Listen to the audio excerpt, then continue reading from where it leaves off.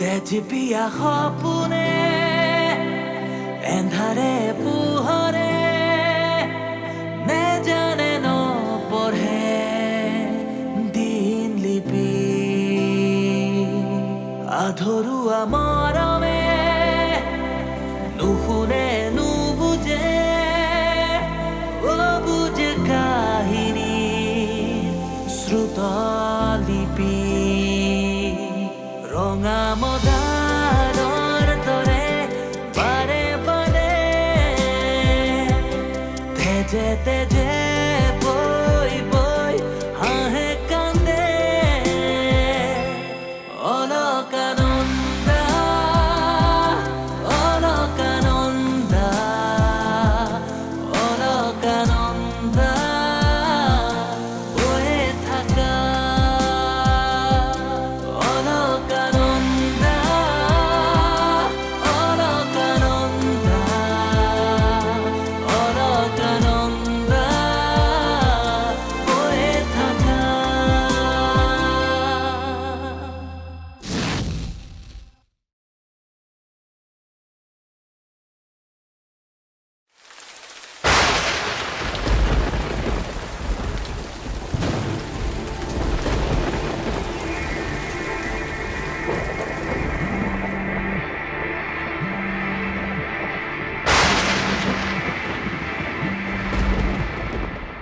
Hello' ভিনদেউ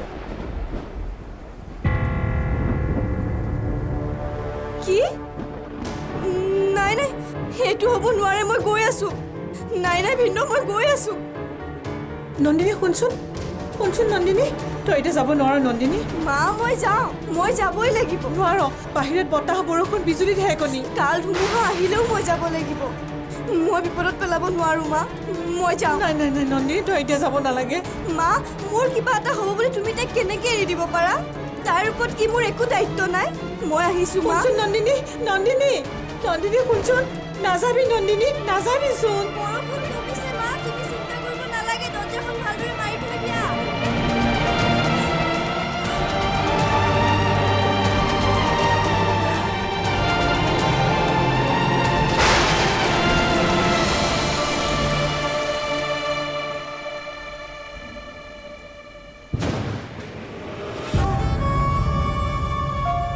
মই কেতিয়াও ভবা নাছিলো মোৰ জীৱনত কেতিয়াবা এনেকুৱা এটা দিন আহিব বুলি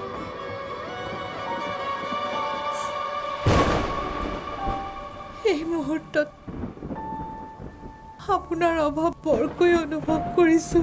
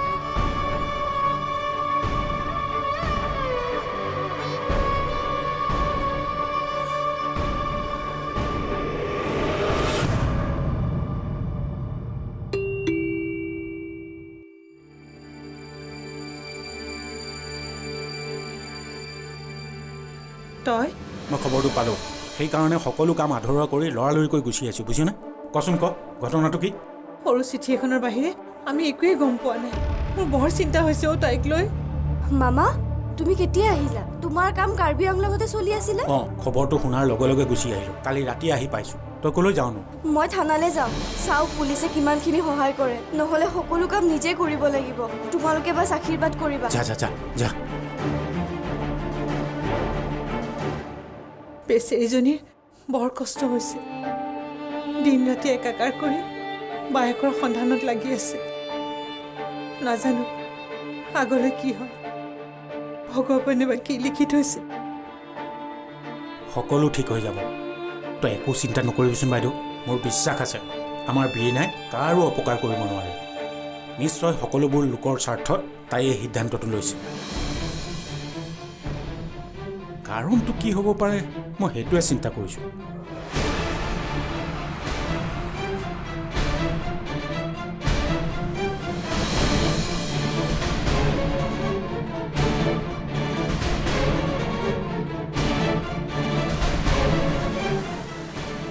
চাওক পুলিচক কথা লুকুৱাই লাভ নাই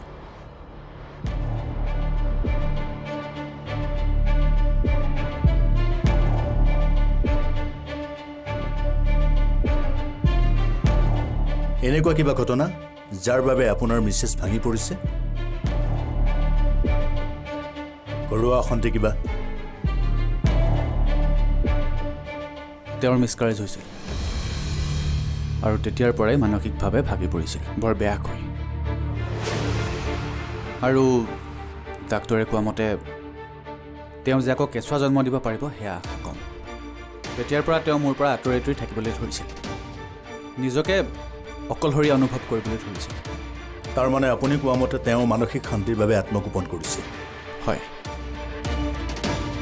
সকলোবোৰ পৰিস্থিতি দেখি শুনি আৰু বীৰেনাৰ মানসিক অৱস্থাৰ কথা বুজি মোৰ জ্ঞানেৰেও মই সেই উত্তৰে বিচাৰি পাইছিলোঁ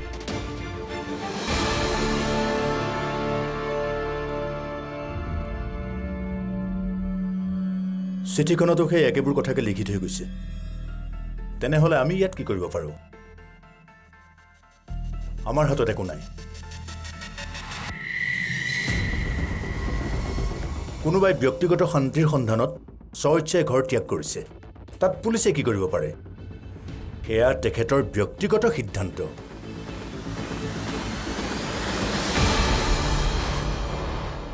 নহয়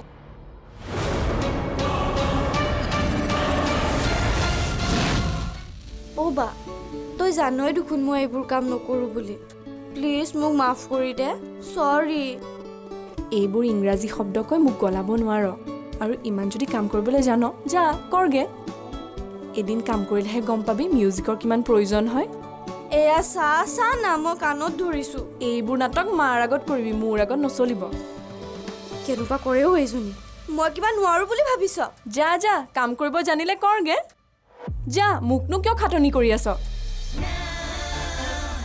অলকানন্দা বয়ে থাকা অলকানন্দা বয়ে থাকা নহয়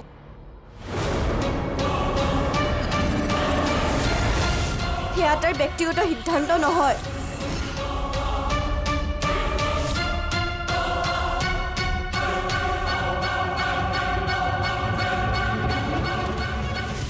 বাক নিশ্চয় এনেকুৱা সিদ্ধান্ত ল'বলৈ মানসিকভাৱে বাধ্য কৰোৱা হৈছে আপুনিয়ে কওক অফিচাৰ কেতিয়া এগৰাকী বিবাহিতা নাৰীয়ে এনেকুৱা সিদ্ধান্ত ল'বলৈ বাধ্য হয় কি পৰিস্থিতিত এগৰাকী বিবাহিতা নাৰীয়ে জানো সকলো ত্যাগ কৰি কাকো একো নজনোৱাকৈ আঁতৰি যোৱা সিদ্ধান্ত ল'ব পাৰে নিশ্চয় তাক মানসিকভাৱে অত্যাচাৰ কৰা হৈছিল সকলোৰ পৰা আঁতৰি যাবলৈ বাধ্য কৰোৱা হৈছিল কেৱল এখেতৰ কথা শুনি আপুনি কেছটো ক্লোজ কৰিব নোৱাৰে চাওক তেখেতে নিজ হাতেৰে চিঠিখন লিখি থৈ গৈছে ফৰেনচিক হেণ্ডৰাইটিং এক্সপাৰ্টৰ দ্বাৰা প্ৰমাণ হৈছে অপৰাধজনিত কেছতহে পুলিচে সহায় কৰিব পাৰে চাওক কাৰোবাৰ ব্যক্তিগত জীৱন খুচৰি ফুৰাৰ মানসিক পৰিস্থিতিৰ খবৰ লোৱাৰ পুলিচৰ অধিকাৰ নাই তাৰমানে আপোনালোকে বাৰ সন্ধান নকৰে আই এম এক্সট্ৰিমলি চৰি আমি নিৰূপায় দ্য কেছ ইজ ক্লোজ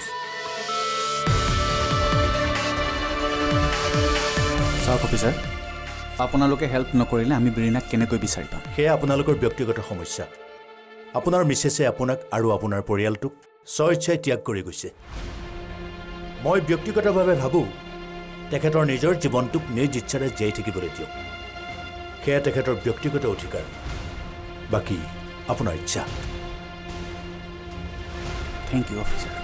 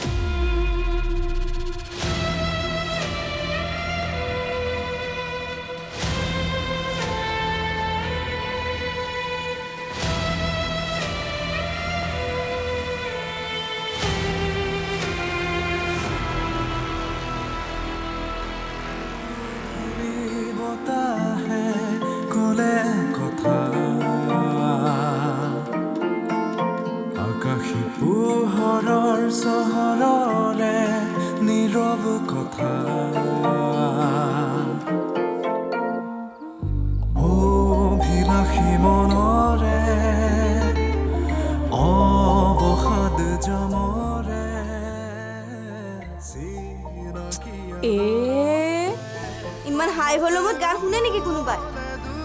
কাণৰ পৰ্দা ফাটি যাব এতিয়া মোৰ। তোৰ দৰে মোৰ কাণ কমজোৰ নহয়। মাৰ গালি শুনি শুনি কাণ পকি গৈছে। আঁতৰ হয় ইয়াৰ পৰা এতিয়া।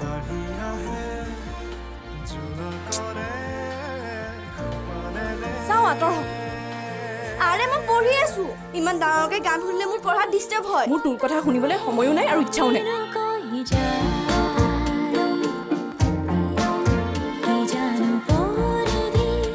মা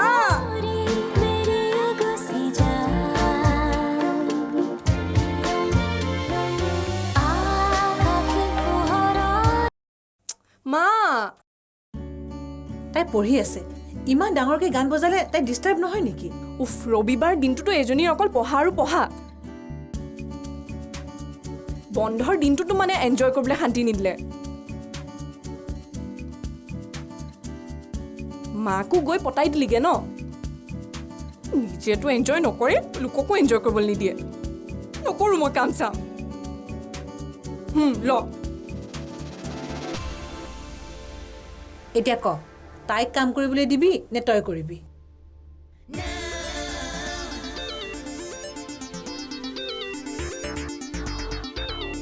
লোৱা।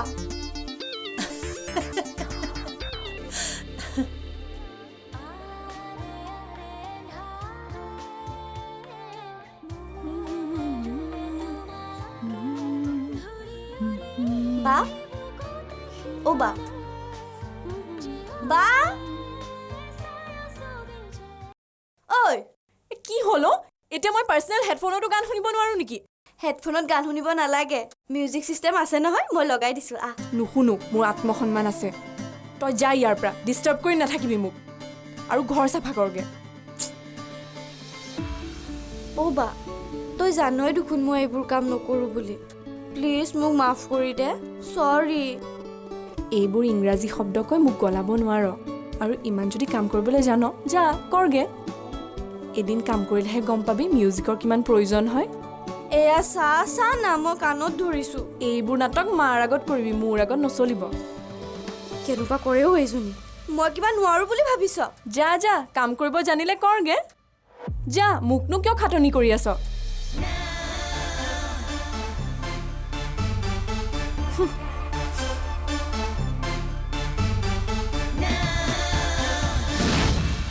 হেল্ল' বা, তই এতিয়াহে সময় পালি? এই নকবি আৰু, জানইচোন অফিচত কিমান কাম, তাতে অলপ বজাৰো কৰিবলগীয়া আছিল। খুৰীক কবি বেয়া পাবলৈ মানা কৰিছোঁ বুলি। নেক্সট বন্ধত মই চিয়'ৰ যাম। তোৰ যে সদায় একেবোৰ এক্সপ্লেনেশ্যন। মোৰ যে তোৰ লগত বহুত কথা আছিলে, কিন্তু এনেকৈ ফোনত কথা পাতি ভাল নালাগে। সেইবাবে তোক লগ পাব লাগিছিল।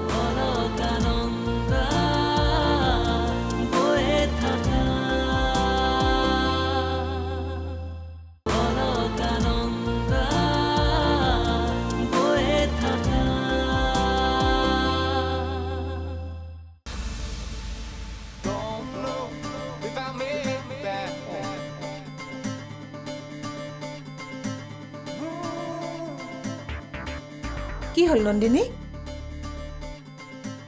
হ'ব যা, এইবোৰ তই নোৱাৰিবি। মই তাইক মাতি আনো ৰ।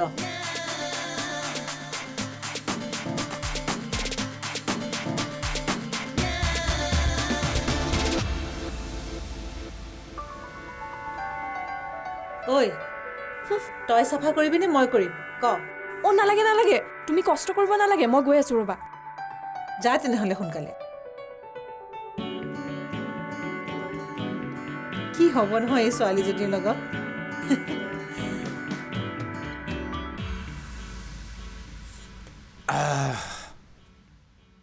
হেৰা, কথা এটা শুনাচোন। বহুত দিনে হ'ল বাইদেউহঁতৰ ঘৰলৈ যোৱা নাই অ'। এইবাৰ ভাবিছিলোঁ তুমি আহিলেই যাম। ৰ'বাচোন ৰ'বা, আজি ছানডে। আগতে ভবা হ'লে বাইদেউৰ হাতেৰে দুপৰীয়া সাজ খাই আহিব পাৰিলোহেঁতেন। সেইটো বাৰু হয়, কিন্তু তুমি কালি আহিছাহে। তুমি বাৰু বাইদেউ হাতেৰে ৰন্ধা খাই ভাল পোৱা, কিন্তু মই যে তোমাৰ হাতেৰে ৰন্ধা খাই ভাল পাওঁ। অ' হয়নে? তেনেকৈ কৈ কৈ মোৰ হাতেৰে কামবোৰ হাচিল কৰাই লৈছে আৰু ন? এতিয়া সেই দিনৰ সাজু মই ৰান্ধিব লাগিব চাগে। ঠিক আছে, তুমি যদি ইমান অশান্তি পাইছা, মই নিজে ৰান্ধিম। অ' নালাগে নালাগে নালাগে, এবাৰ যি হাতাত ধৰিম একেবাৰে বাচন ধোৱা পৰ্বতে শেষ কৰিম দেই। ব'লে নহ'লে আজি গধূলি বাইদেউ ঘৰলৈকে যাওঁ। ঠিক আছে, মই তেনেহ'লে বাইদেউক ফোন কৰি জনাই দিম।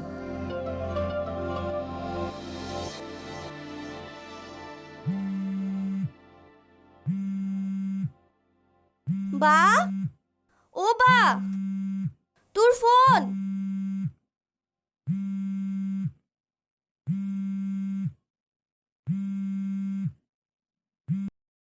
হেল্ল' বা তই এতিয়াহে সময় পালি?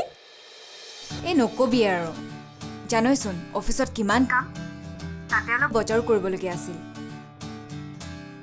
খুৰীক কবি বেয়া পাবলৈ মানা কৰিছোঁ বুলি। নেক্সট বন্ধত মই চিয়'ৰ যাম। তোৰ যে সদায় একেবোৰ এক্সপ্লেনেশ্যন। মোৰ যে তোৰ লগত বহুত কথা আছিলে, কিন্তু এনেকৈ ফোনত কথা পাতি ভাল নালাগে, সেইবাবে তোক লগ পাব লাগিছিল। এইবাৰ ফ্ৰী পালে তোকেই লগ কৰিম, টেনশ্যন নল'বি। পিছে সিফালে খবৰ কেনেকুৱা চলিছে তোৰ? নাই, মই বৰ দুমোজাত পৰিছোঁ।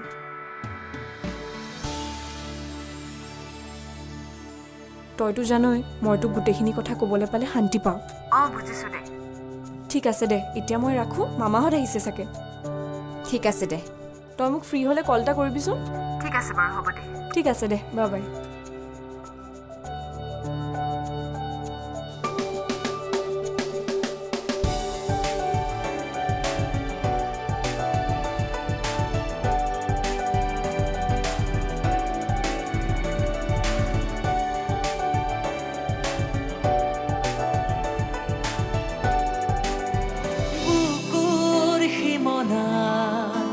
উশাহে জিৰাব জীৱনৰে সুৰ গুঠি গুঠি,